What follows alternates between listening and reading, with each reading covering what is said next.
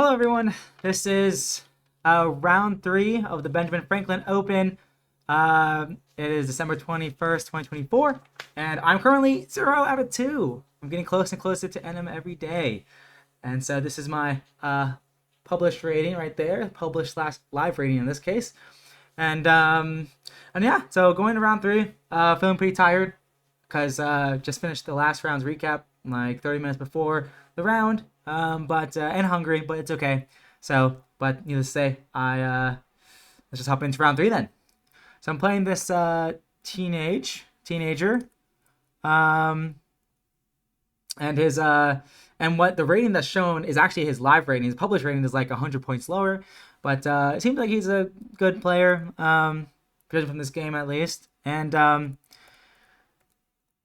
I do this opening a lot. The in the 2 nights Italian, I like to do like a Scotch Gambit type of stuff, and all of this is pretty common.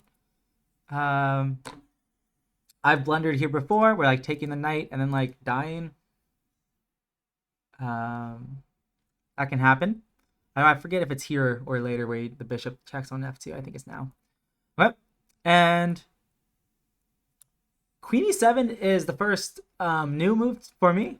I've never seen it, at least in this move order, and it's attacking my e5 pawn, and then it's pushing to f3 with tempo to go to f4. That's really common. And then I was like, whoa, like that's one benefit of Queen e7 is that you can go to d6. Because of course, if takes, then you're losing 2 pieces for the price of 1. So I was like, whoa, 96 is kind of funky. And I was like, whoa, wait. I thought I totally like blundered here or messed up because I was like, oh man, f4 and like knight c4. And I thought like, oh man, this might be really uncomfortable. After bishop f2, I mean, that's just a pawn. But then I was like, no, actually, it's fine. The knight's still guarded very well, and I can go b3 with tempo, and maybe even c4. So I was scared there for a second. I actually scared myself after f3 and knight d6, but I think it's totally fine still. He does go knight f5 though, which one key part of this opening is that you want to, a lot of times you want to push your kingside majority, and having control of the f5 square is sometimes really, really important. So in this variation, I guess you can call it, or in the way that he's playing, he's actually maintaining really good control of the f5 square. And I thought about random stuff like g4, which is horrible because you trade and then take on g4. That's horrible, but I thought about it. I did calculate it. So I had random thoughts like that, but I ended up going bishop f2. I think it's the most solid thing. And actually, it turned out to be pretty good. I thought about queen d2, queen d3 here. Queen d3 here, attacking on the knight. And I actually don't mind if this happens. I actually dismissed queen d3 because I wasn't sure how to evaluate something after like c5 and queen takes d5, and maybe bishop. Something like this. I just feel like I'm behind in development. Like I guess I could just go here and go here maybe, and maybe this is fine. Wasn't sure how I felt about it. And I knew, and he didn't have to go for that. So he could also just go g6 here, which he does later in the game. But I wasn't sure. I thought it would be better to include c3 first. Oh, whoops. Yeah, c3 first. So I play c3 here. He goes back, and I go queen d3.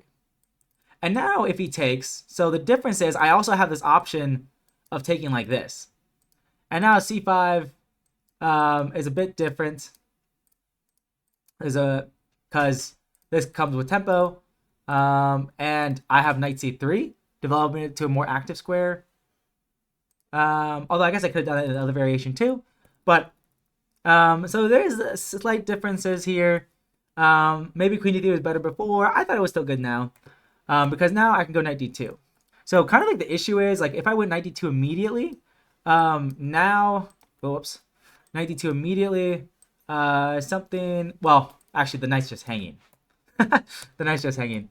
And even here, if I go knight d2, um, I didn't like how mobilized his pawns get. I'm trying to remember exactly how. Maybe just c5 now. And in other variations, I would have I could take on d5, but with a knight in front of it, I cannot. So I was kind of unhappy about that. Well, I was unhappy with the idea of that. Hence, I played queen d3. So there was some logic behind my moves, whether or not it's correct. And I actually was very happy to see g6. I thought maybe taking was better, but I don't know. I guess you do really want to get your queenside pawns rolling. Like maybe you can go f6 or f5. And I actually really was worried about f6 here. Something like f6 now. I think I intended to go rook e1. But it feels weird. Like a lot of times when you have this kingside pawns, like at least for me, I want to go rook a1 and have the other rook on f1. So it feels a bit weird to do it, but I actually don't see anything better. Like if I do take, then I don't like this position that much personally. But maybe it's not so bad. But I wasn't sure how to evaluate this. So I was kind of scared of f6. He didn't play it though, and he wanted to prioritize pushing his pawns, and he eventually pushed g6, which we're very happy to see because now there's a lot of dark squared holes around his king, and maybe in the future I could get a bishop sneaking in around here, and it's very much possible considering that there's a tension between the knight and the with these knights. With these knights. So it's very much possible. And play continues. And yeah, I'm actually give me another tempo. I'm gonna go queen d2, so then I can take and then go bishop h4, skewering the rook and queen. He goes c5 though, and after queen d2, I actually seeing this position in advance, I actually thought I was straight up getting the bishop to f6. I thought I was borderline winning, but then when we got to this actual move, after he played up bishop f5, then I realized, oh wait, he has c4, and that's kind of a big buzzkill in this position, and I really wanted to play knight d4, but he would just take, and I would probably take with the queen, so then c5 doesn't come with tempo. Like if I take with the bishop, c5 comes with tempo, and I don't need to do that. Like why would I allow? I probably shouldn't allow that. So I'd probably take with the queen, and I'm definitely never winning this. I'm never winning this. But maybe I am. Maybe I am. Maybe I was too pessimistic.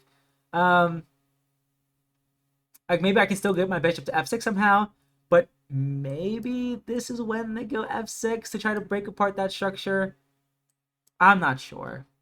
I'm not sure about that. Yeah, it should still be about equal, probably. Although, in this case, the a-pawn's hanging, so I still have stuff to play for. So maybe this was a good shot for me. I wasn't too excited about the opposite color bishop ending, so I just decided to go king h1 and play the knight versus bishop. I thought it would be fun to play that. And he plays c5, guarding the a pawn, blocking the queen's vision on the a pawn, and possibly preparing future pushes. I played rook d1. I was expecting bishop d3, rook here, and the game would go on. I didn't really have that many ideas. I really wanted to force f5. I did think I was worse though. I'll be honest. I did think like most likely like he's gonna be pushing more than me. Like I was trying to calculate here. I don't even know what move for him to make though. Like let's say rook b8 and they want to triple up or double up on the b2 pawn. Like if he just played this and then attacked the b2 pawn 2-3 million times, double up rooks there or something like that. I think that would be really trying. I would probably go b3 here. Um, Eventually, well, I probably wouldn't go b3 either. I'd probably go rook d2. Um, but I would like to play b3 successfully because he can't take because of this. But I mean, if he does something like this, then like, wow, this is bad. I got weak pawns. He's got a nice bishop. My knight sucks. I need my knight to go to d6, but it's really you can't really get the d6 though, unfortunately. So I did think his bishop was much better than my knight. Um, but he didn't play bishop d3. Instead, he played bishop e4. And I was like, oh, okay. I played knight g5. And if he played bishop d3 now, I have this tempo move. And after h5, I think the game goes on. I was considering weird stuff like f5. That's just bad. I don't think this is good at all. But it was fun to consider. Um, like maybe you can just take. Maybe you can just take. And if f6, then takes here, and if takes, then takes. So I don't really see. So f5 was not very good at all. Waste of time, but it was fun to calculate though. And then I probably would play rook e1, rook fe1, and play g4 next. I was calculating g4 for a while too, and I was like, maybe this is actually fine. Like, it's kind of weird because like if they can always defend with like f5 or something like that. But yeah, white's probably better. I don't know. White is down a rook. A rook is worth a lot. Yeah. But I was calculating this, and I thought it was pretty unclear. I couldn't make any sense of it. It was pretty unclear to me. But I thought that's what was going to happen. I thought, okay, bishop d3, queen h4, h5, and we'll figure it out from here. At least I poked and prodded. I have some ideas. I probably won't sacrifice the rook, and we'll just continue. But I guess he got really scared. I didn't ask him what he was so scared about. But he played h6. And this just leads to a better endgame for me. I play queen e2, attacking both pawns and defending the d1 square one additional time. And he trades rooks once and puts the other rook on the d file. I think it's actually really important not to trade the last pair of rooks. For example, if you do, you're not threatening any pawns because of back rank checkmate. And if you make time to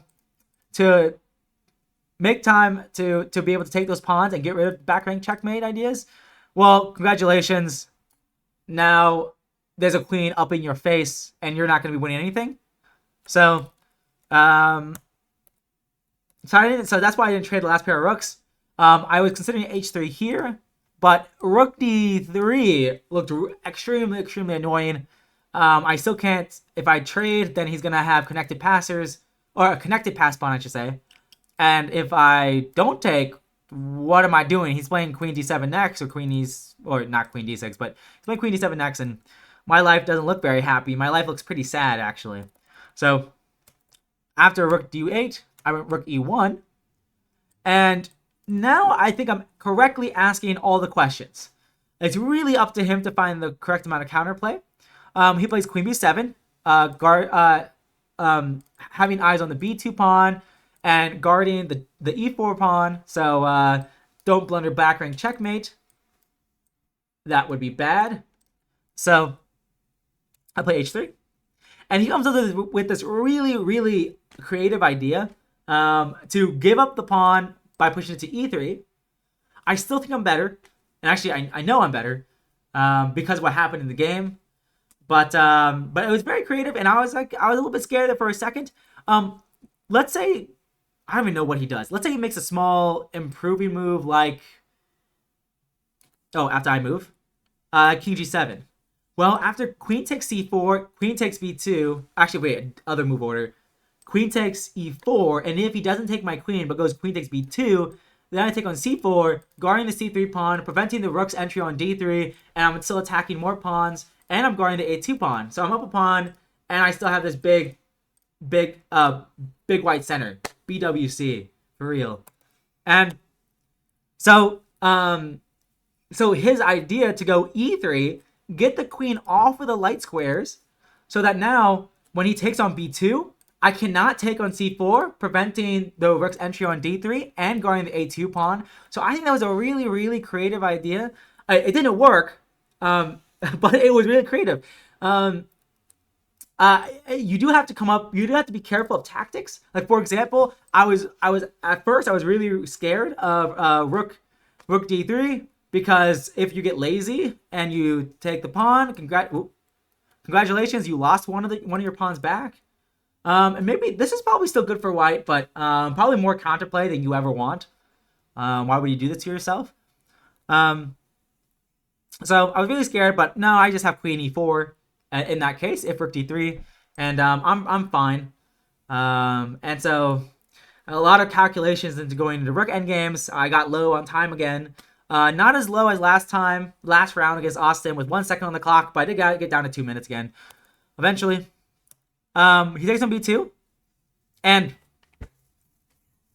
this is my one moment to actually win the game, or at least be much, much better. I haven't really calculated it much now because I was calculating the wrong move during the game. And I played this move a bit too quickly. I think at this point, I still had over 10 minutes, over 15 minutes probably at this point. I played f5, which loses all of white's advantage in one move. Because it's just queen d2. Just queen d2. It's not...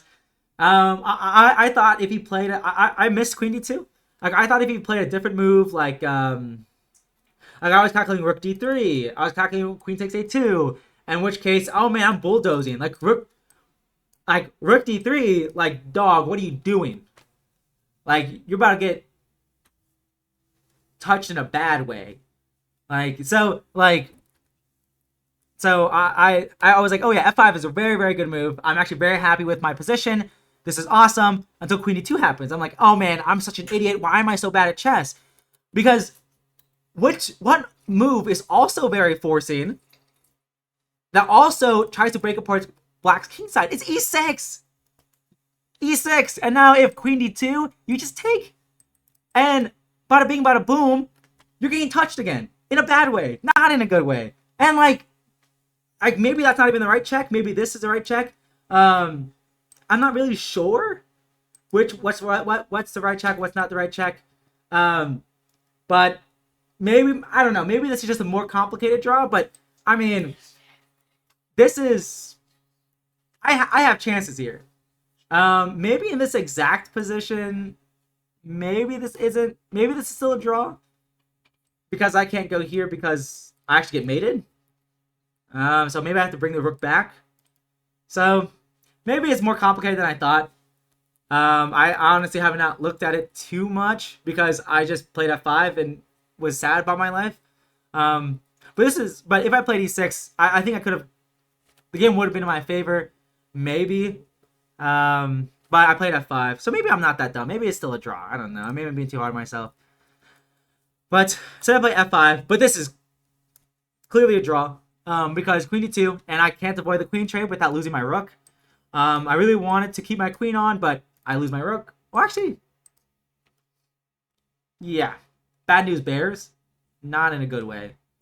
So I play e6. I thought maybe I still have some chances here.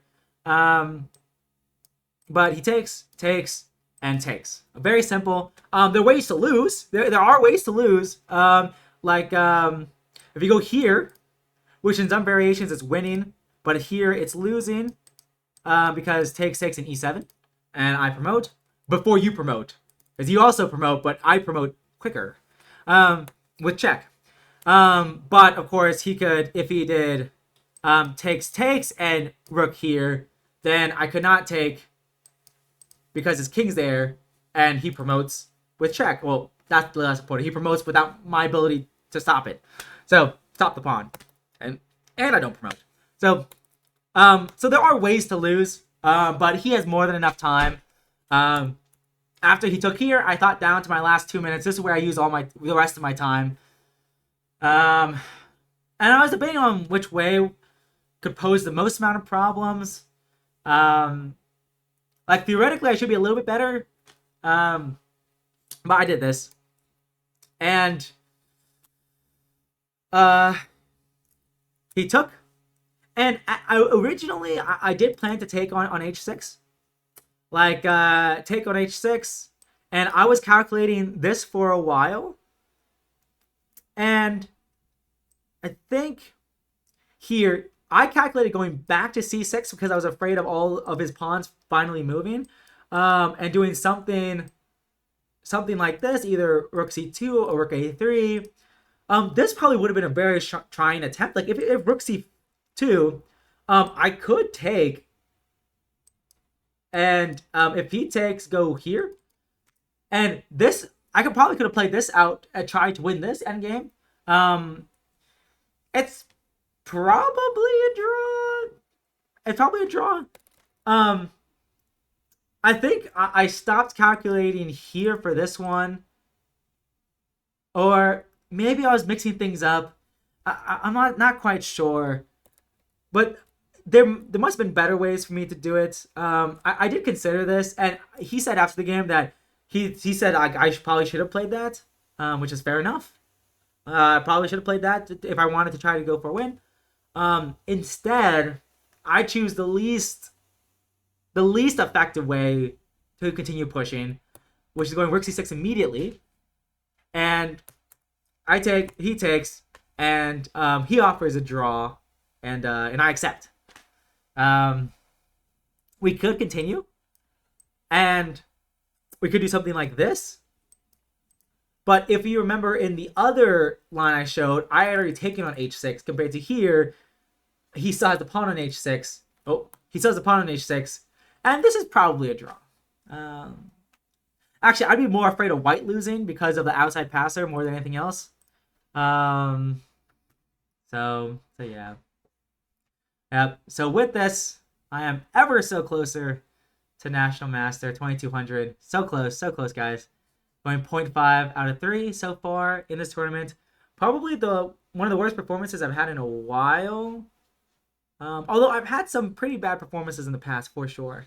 But it's all part of the game. It's all part of the game. I think me missing e6, maybe it's still a draw, but I should have. It didn't even cross my mind. I was like, oh man, how am I going to open up the king? Oh, I know, f5. Okay, what about e6? That's also like literally one square away. Like that's not that hard to consider. But I didn't even consider it, which is wild. And other than that, I think I played okay. I think there must have been something I could have done differently. I think I played okay throughout the middle game. And probably here, going into the opposite color bishop endgame might have been my best shot. And just continue playing out this endgame. He's got dark squared holes. Maybe I can somehow get my bishop to h4 or to c5. Maybe this is still just a complete dead draw still, because he does have the d3 square for his bishop, and the e4 square for that matter. But maybe this could have kept the game alive a bit longer, as opposed to what happened in the game. I'm not really sure, but till the next day. 2 more rounds tomorrow. Yeah, I'll see you guys then.